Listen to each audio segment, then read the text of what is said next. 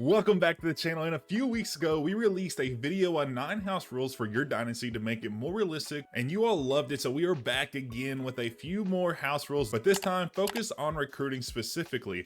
I have noticed that throughout many of my playthroughs, it takes about 3 to 4 seasons for me to build up my team to 8 to 10 overall points, while in some cases this may be realistic, it is far and few between. So to help mitigate the power boom and to make the game more true to real life, we made this addition to our last house rule set.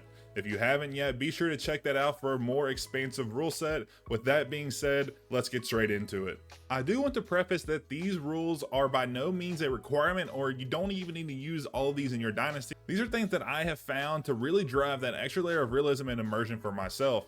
If one or more of these things seem pesky to manage, try a watered down version of it. I do offer a few alternatives within the video in some cases, but if you want some help, the comments are always a good place to go look for the community. They always give great ideas, or if you comment there yourself, I can try to help you out as well. The first rule is going to be stick to players that are already within your recommended tab when you recruit. The game does an okay job of recommending you players that want to attend your university. In my mind, this is similar to how teams have assistant coaches or other personnel gather the recruiting board and allows a head coach and coordinators to make the final say on players. Of course, you can always go after top guys, especially when you become a big program. Since large names typically have a ton of media hype in real life, it would make sense that anyone would know who these players are. Other than the realism it gives, it does help slow down the power boom I try to avoid. Another option is to only recruit players who have you in their top 10 of interest. I don't hate this one, but it can definitely be limiting at times. So feel free to use either route to create your board, or a blend of both from time to time. The second rule I utilize in my personal dynasty is to limit the amount of top talent you can bring in year over year. Outside the game, it is typical for top teams to only bring in 5 5-star players per season on average. Looking even further down the list, we can see teams like ULM, New Mexico, and even Liberty, who has been a top G5 team for the last handful of seasons, only bringing a dozen or so 3-star players. So in my dynasties, I like to limit myself in one of two ways. The first is to only recruit players that are plus 2 stars above your team prestige, and to always round down when you're looking at your value. This has been my way of doing things for years, even dating back to Incident 14 back in the day, but this is a more straightforward and easier rule to manage. But recently I have created a threshold list looking at recent recruiting cycles and came up with a list on screen. This list is more in line with what you see with programs in today's landscape. It also limits low schools from gaining a lot of 3-star talent, which is something we never see in college football.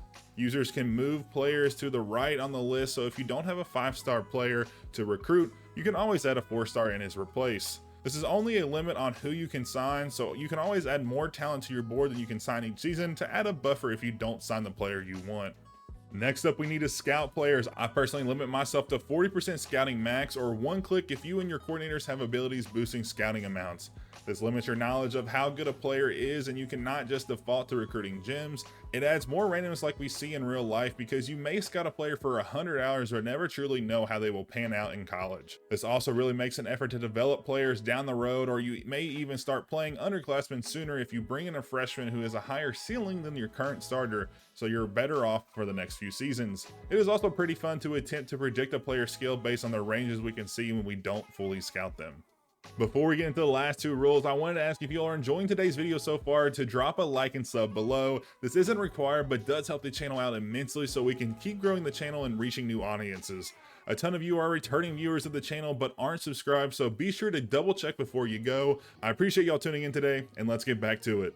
Next up, we have the transfer portal, and in the transfer portal, I typically do not limit myself since all of these players have deal breakers, and a good portion of them will not even consider your school if you do not meet their minimum. So in this portion, recruit freely, but I still attempt to consider only bringing in players who have a good chance of starting, but with how the offseason training works, they may not start if the other guy improves too much. So at the end of the day, it is what it is.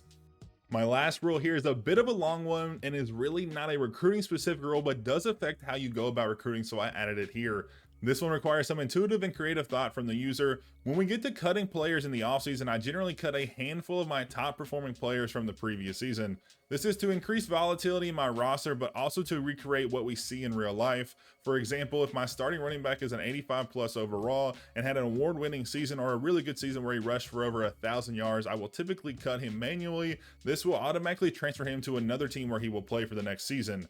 But if our team had a really good season that year where we overperformed and kept all the coaches from the year prior, I would typically flip a coin on if he stayed or if he went. In my mind, this simulates the portal well, as a player with a top talent will leave a smaller school for greener pastures, regardless of how well your school did. But if you had a really good season, they may consider staying for another year.